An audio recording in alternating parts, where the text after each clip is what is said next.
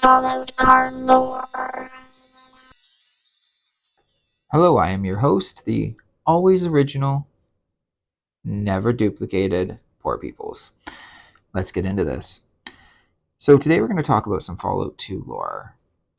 Fallout 2 takes place about 80 years after Fallout 1, and you play the descendant of the Vault Dweller from Part 1. So, the first card I'm going to talk about here is called Sulphur Falls. And the reason why I put this in here is because it talks about fire geckos. Um, and there was places where you would encounter these fire geckos and you could get their hides and sell them and stuff. But they were a big part of Fallout 2. And I don't think they've made it into any of the other games. I don't think. Okay, next we're going to talk about Mysterious Stranger. Mysterious Stranger was a perk.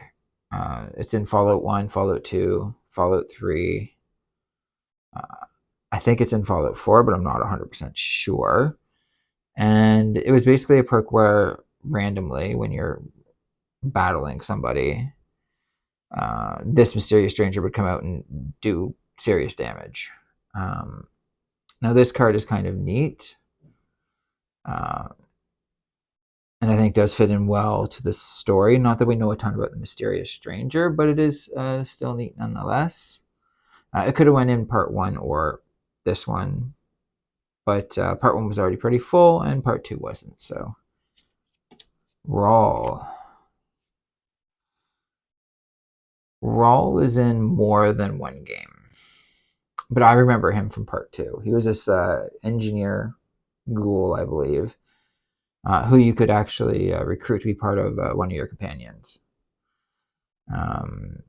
He's in Fallout 2 for sure. I think he's in New Vegas or part 3. Can't really remember for sure, but very neat to see him here as a card. I was a little worried that they wouldn't do a lot of the older characters, but they've thrown some of them in, so that's really, really cool. Marcus. Mutant Mayor. He's in part 2 and part 3. I think it's part 3 he's in, yeah. And he is from Broken Hills, and then later goes on to found a mutant-only settlement. And the story of him is quite neat. He runs into this paladin,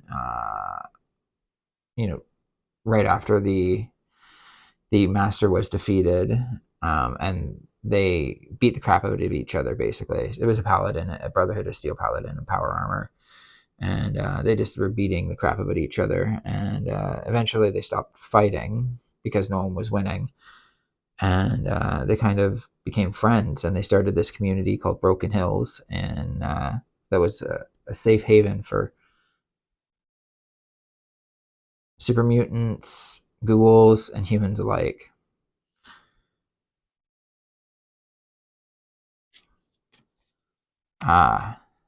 This is the big bad guy from part 2, Agent Frank Horrigan. He's a member of the Enclave, and the Enclave are usually the bad guys in Fallout.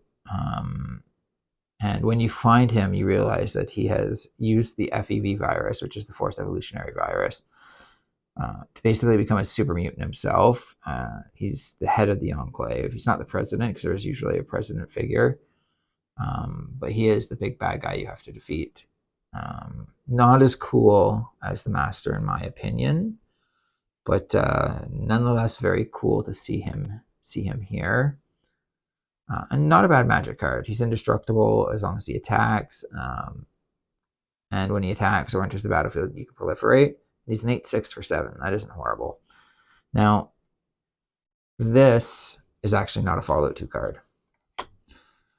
This is the only card I've seen that is that references a game, one of the non-canon games. So, Brotherhood of Steel or Fallout Tactics. So this is the bad guy, the big bad guy from Fallout Tactics. Vault Zero was basically the control center for all the vaults. And you end up finding this in Cheyenne Mountain. And yeah, there's a big robot at the end and you have to fight him. It's pretty cool. But yeah, that's the end of my Fallout 2 lore cards. There is a few more in the set. I don't have them. I don't own every Fallout card because I am not rich like that.